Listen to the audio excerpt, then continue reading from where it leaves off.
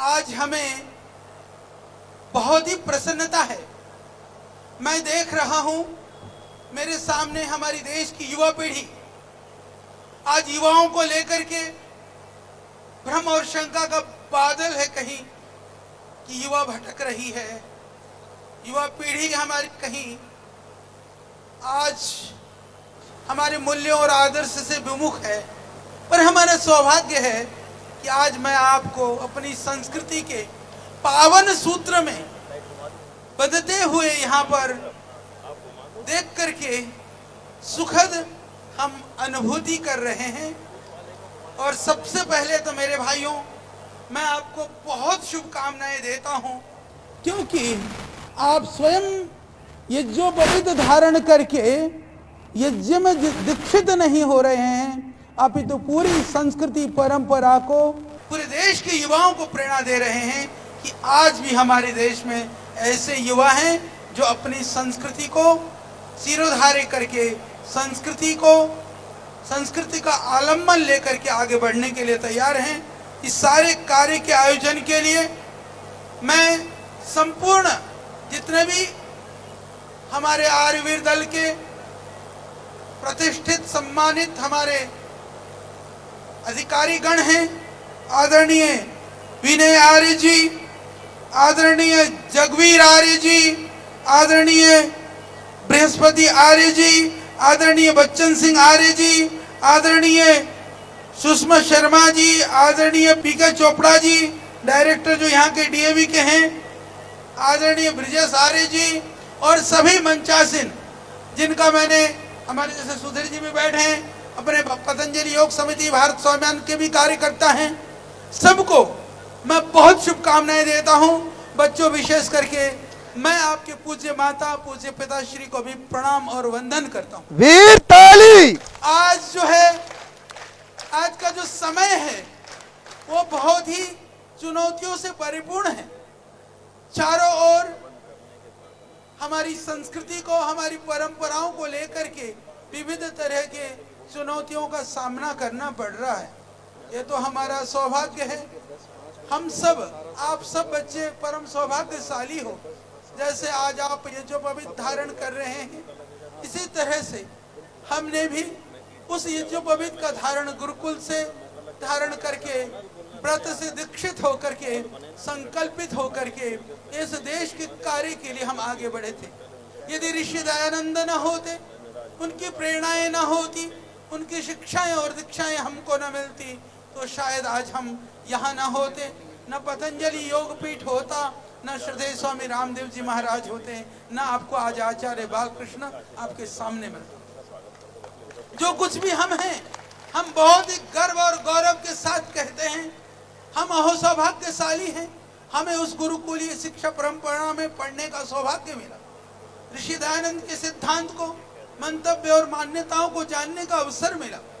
उन मान्यताओं का असर यह है कि आज पहाड़ जैसी विपत्तियां आने पर भी, मैंने पढ़ा था सत्यार्थ प्रकाश में, ऋषि दयानंद लिखते हैं धार्मिक और अधार्मिक होने की पहचान क्या है। कोई धर्मात्मा है, हम इसको कैसे जाने?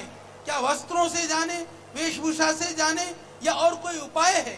तो ऋषि दयानंद कहते हैं कि पहाड़ जैसी विपत्ति आने पर भी जो विचलित नहीं होता है, वह धर्म का लक्षण है, वह धर्म का फल और परिणाम है।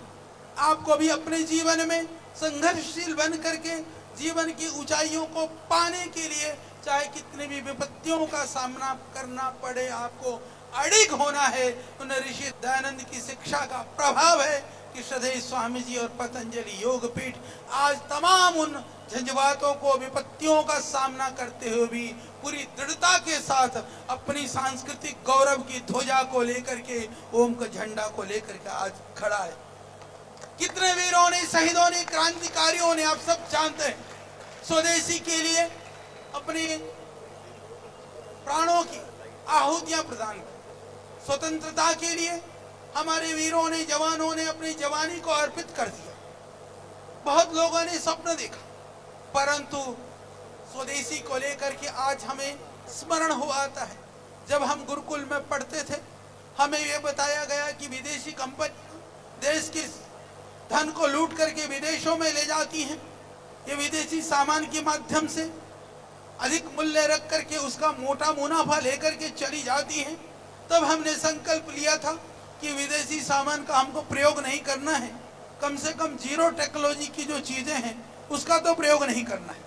तकनीकी लेवल पर कई बार मान लीजिए बहुत सारे कैमरे भी हो सकते हैं विदेशी, हो सकता है आपको मोबाइल विदेशी यूज करना पड़े, भरसक प्रयास करिए कि उसमें भी बचे। पर जीरो तकनीक का खाने का सामान है, पीने का पानी है, कुरमुरे और चिप्स तक भी विदेशी कंपनियां बनाती हैं। इस तरह की चीज़ों से तो हमको बचना ही है, तो प्रयास करिए। तो हमको लगा, तब हम गुरुकुल में पढ़ते थे, तो गुरुकुल में हमको यह समझ में आता नहीं था, तो किसी ने लिस्ट बना के दिया, ये स्वदेशी सामान है, ये विदेशी सामान है। तो हम तो कोई कोलगेट तो करते नहीं थे, दांतुओं नीम और किक करके तोड़ी और उसी से काम चला लेते थे। कपड़े भी ऐसे ही आता था, अपना खादी सा सफ़ेद सा एक नीचे डाल लिया, एक ऊपर डाल लिया। हमको जरूरत पड़ती थी साबुन की ज़्यादा से ज़्यादा, तो पता था कि रीन से तो कपड़े थोड़े साफ हो जाते थे। फिर हमने कहा कि बाकी से तो फिर वो उस टाइम आया करते थे 2 भाई 3 भाई 5 भाई कैंची, पता नहीं ऐसे ऐसे नाम के बड़े बड़े गोल गोल से होते थे सफ़ेद देसी साबुन, तो उनको रगड़ते रहते थे। सफ़ेद कपड़े सफ़ेद होने की जगह पीले हो जाते थे। पर हमने कहा ये चाहे पीले हो जाएं, चाहे काले हो, चाहे धोले हो, पर हमको विदेशी वस्तु का प्रयोग नहीं करना है। उस समय से हम वहां से निकले, हमको भी पता नहीं था कि भगवान हमसे क्या कराना चाहते हैं। गुरुकुल से निकलने के बाद में हिमालयों में बहुत साधना करी, तपस्या करी। तो हमारे पास जब हम हरिद्वार से हिमालय की ओर गए, मैं आपको बताना चाहता हूँ मेरे आर्य वीर, आप समझिए कि हमारे पास बहुत सारे लालच भी थे, बहुत सारे विकल्प भी थे। हरिद्वार में बहुत सारे मठ हैं, आश्रम हैं, बड़े बड़े परंपराएं और साधन संपत्ति भी है। तो लोगों को, ब्रह्मचारियों को और सन्यासियों को, अच्छे लोगों की सब जगह जरूरत होती है। लोगों ने कहा कि आप आश्रम चलाइए, परंपराओं को आगे बढ़ाइए। पर जब हम हिमालय में थे, हमने ये संकल्प लिया था कि जो हमारी वैदिक मान्यताएं और परंपराओं को ही हमें आगे बढ़ाना है। हमें किसी मठ मंदिर का मठाधीश बन करके हमको मठ में नहीं बैठना है। इस संकल्प के साथ में हम जुटे रहे। धीरे धीरे करके आयुर्वेद से, योग से हमने उस विधा को, उस परंपरा को आगे बढ़ाने का प्रयास किया। बहुत सारे संघर्षों का सामना करना पड़ा, बहुत सारी विपत्तियों का हमने सामना किया। अभी वो चर्चा करें तो बहुत लंबी बात हो जाएगी। मैं इतना ही कहना चाहता हूँ, विपत्तियाँ चाहे कितनी भी आई हों, हमने कभी भी विपत्तियों को अपने से बड़ा नहीं माना, क्योंकि ऋषि दयानंद ने कहा था धर्मात्मा होने की यही लक्षण है, यही पहचान है कि पहाड़ जैसी विपत्ति आ जाए तो भी जिंदगी में कभी विचलित नहीं होना। इसी मंत्र को, इसी वाक्य को हमने अपने हृदय में धारण करके श्रद्धेय स्वामी जी और हम आगे बढ़ते रहे और आज स्वदेशी का पर्याय पतंजलि बन गया है। यह ऋषि दयानंद की कृपा है, उनका देन है। उस गुरुकुलीय शिक्षा प्रणाली और उस वैदिक सिद्धांत और मंतव्य का ही वह उसका प्रतिफल है, उसकी ताकत और शक्ति का प्रतिरूप है। आज पूरे देश और दुनिया में सबसे बड़ी संस्था के रूप में पतंजलि योग समिति भारत स्वाभिमान के रूप में 10 लाख से ज्यादा हमारे शिक्षक, 1 लाख से ज्यादा कक्षाएं, और आज देश के अंदर लगभग डायरेक्ट रूप में देखें तो 1 लाख से ज्यादा लोगों को रोजगार, परोक्ष रूप से देखें तो करोड़ों लोगों को रोजगार, और देखें तो अलग अलग तरह के शिक्षा के क्षेत्र में, स्वास्थ्य के क्षेत्र में आज एक बड़ी क्रांति यदि दुनिया में आ रही है, तो उस योग और आयुर्वेद को पुनर्स्थापित करने का जो बिगुल पतंजलि योग पीठ से यदि आज दुनिया में पहुंच रहा है, तो समझिए उसके पीछे इसी आर्यवीर दल, आर्य समाज और ऋषि दयानंद की देन। हमें कतई, हम कहीं भी जाते हैं, देखो एक बात ध्यान रखना, कभी कभी लोग जब जीवन में थोड़े आगे बढ़ते हैं तो लोग तो अपने बाप को भी बाप नहीं कहते, पर हमने कभी भी, हम कहीं भी पहुंचे, हमने अपनी परंपराओं को, जहाँ से हमने जो सीखा, हमने जो पाया, देखो आर्य होने का अर्थ श्रेष्ठ होना है, श्रेष्ठ होने का अर्थ कृतज्ञ होना है। कृतज्ञता हमारे हृदय में होनी चाहिए। किसी ने अपने जीवन में थोड़ा बहुत भी उपकार किया हो, उसको कभी विस्मृत मत होने देना, अपकार को कभी स्मरण मत रखना। जिंदगी में आगे बढ़ने का मार्ग आपका प्रशस्त होने लगेगा। आज जाना होता है देश और विदेशों में, अलग अलग तरह के बड़े सभाओं में, संगठनों में जाकर के बात चर्चा हम करते हैं, बातें करते हैं, चीज़ें सुनाते हैं, चाहे मोटिवेशनल स्पीकर के रूप में हो, चाहे कोई बिजनेस एक तरह से अलग अलग तरह के सभाओं में बात करने की बात हो। तो मैं हमेशा एक बात कहता हूँ, मेरे आर्यवीरों आप ध्यान से सुनना, मैं एक ही बात कहता हूँ, देखो दुनिया में बड़ा काम करने के लिए टाई और सूट बूट की आवश्यकता नहीं है। यदि आपके अंदर दृढ़ता है, आपके अंदर क्षमता है, तो चोटी और ये जो सीखा है ना, ये जो कभी यही पर्याप्त है। तो इसीलिए ये तुम्हारी ताकत है, तुम्हारी शक्ति है। क्योंकि बहुत सारे लोग कहेंगे कि ये क्या तुमने पहन रखा है, ये क्या है भाई, आजकल बड़ा वैज्ञानिक जमाना है, आधुनिक जमाना है। मैं कहता हूँ कि जैसे हमारी संस्कृति, हमारी परंपरा, सच मानिए यज्ञोपवीत की हम रक्षा नहीं कर रहे हैं। हमको कभी कभी लगता है कि यज्ञोपवीत धारण कर करके हम यज्ञोपवीत की परंपरा की रक्षा कर रहे हैं। मैं ऐसा नहीं मानता हूँ। हम कोई यज्ञोपवीत की परंपरा की रक्षा नहीं कर रहे हैं। यज्ञोपवीत वस्तुतः हमारी रक्षा कर रहा है। अपनी रक्षा के लिए यज्ञोपवीत का धारण करिए, बोध बना रहे, कभी गफलत में हम न रहें, एक क्षण के लिए भी आलस्य, प्रमाद और किसी तरह के दोष से ग्रसित न हो, यह याद दिलाने के लिए कि हमारे जीवन में जो ऋण है, मातृ ऋण, पितृ ऋण, देव ऋण और आचार्य ऋण, जिन ऋणों को लेकर के हम पैदा होकर के हमने जो जाना सीखा, वह हमें सतत स्मरण बना रहे। यानी जीवन के अंदर कृतज्ञता का भाव बना रहे, जीवन के अंदर सुचिता हो, पवित्रता हो, जीवन के अंदर सच्चरित्रता हो, यह याद दिलाने के लिए यह जो पवित्र प्रतीक है, इस प्रतीक से हमारी रक्षा है। हम इस धोती में घूमते हैं, आज तो खैर दुनिया जानती है।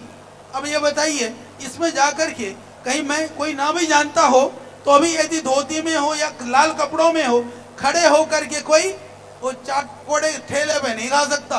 लोग कहेंगे वाह, पहन तो रहा है ऐसे कपड़े, और बोले देखो ठेले पे खा रहा। आज भी वस्त्रों की, आज भी प्रतीकों की गरिमा है, उसका सम्मान है।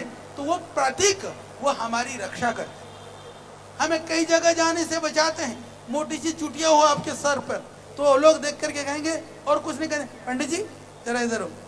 क्यों? क्योंकि उनको लगता है ये अच्छा आदमी होगा। लोग तो हमको तो अभी अलग अलग साधनों से जानते हैं, नहीं तो कहीं भी जाए तो लोग कहते जी हमारा कुछ बताओ जी क्या होगा, तो लोगों को लगता है। तो लोग सारी पीड़ाओं से पीड़ित हैं। तो आप ये समझ लो कि अब आपको दुनिया के भीड़ से आप अलग हो चुके हैं।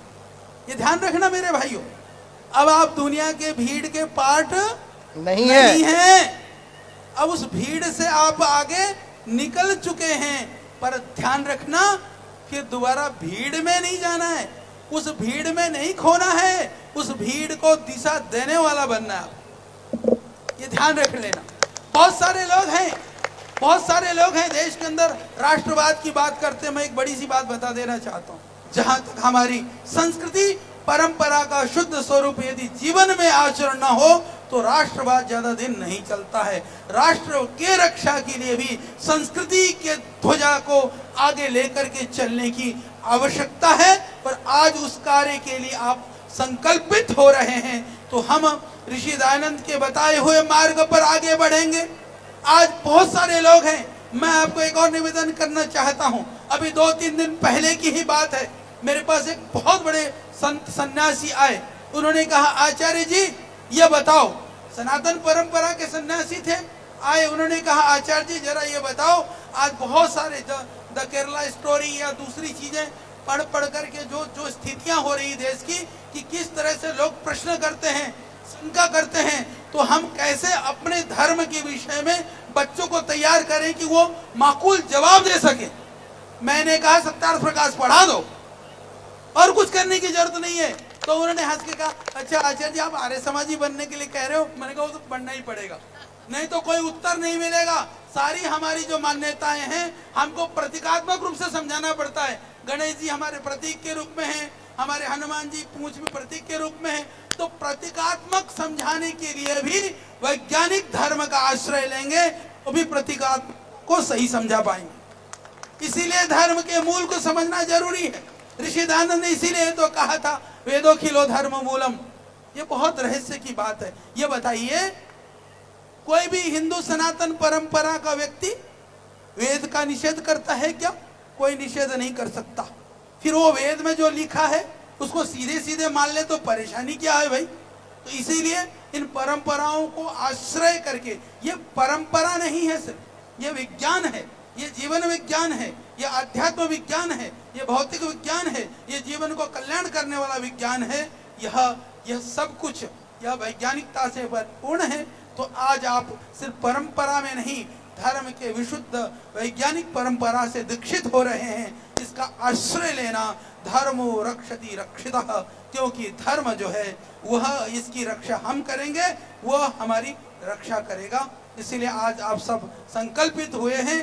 आपके संकल्प के लिए मेरी बहुत शुभकामनाएं, मंगल कामनाएं।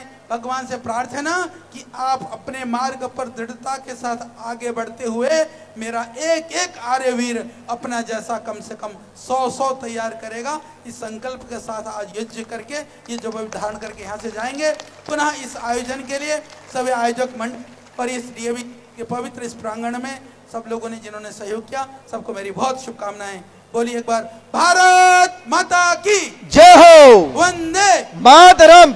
महर्षि स्वामी दयानंद की जय हो।